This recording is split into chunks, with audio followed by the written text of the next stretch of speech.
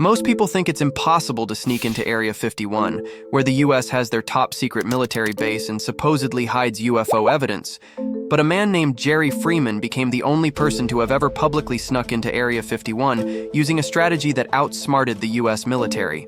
Jerry Freeman began his 100-mile round-trip trek into Area 51 in April 1997, starting late into the night around Beatty, Nevada, where he would head northeast into the restricted Area 51 land. Jerry's mission for the journey was to find evidence of the long-lost 49ers, who trekked across America in search of gold in the 19th century. Many of the 49ers' last known location was in the restricted Area 51 land, and no archaeologists were ever given permission to enter the land even for research purposes. So Jerry was determined to be the first.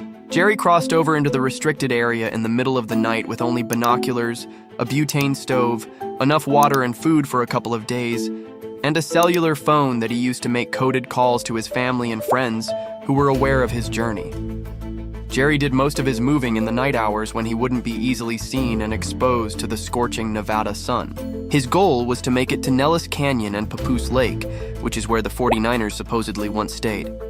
But Papoose Lake is also where UFO researchers believe the US has an underground bunker, where scientists are actively trying to reverse engineer a crashed UFO. Jerry was hiding behind cactuses and also sheltering in massive craters that were formed from testing nuclear explosions. In these craters, Jerry was able to avoid the infrared viewing devices the military uses to look for intruders. As Jerry started getting closer to the lake, he started noticing things that were getting stranger and stranger, like vibrations in the ground where he was walking, and also a massive ship that lay in the desert sand. But it wasn't until he got to the top of Cockeyed Ridge, looking down onto Papoose Lake, that Jerry noticed something completely unexpected from what all those maps previously showed. These videos take forever to make, so part 2 is coming tomorrow.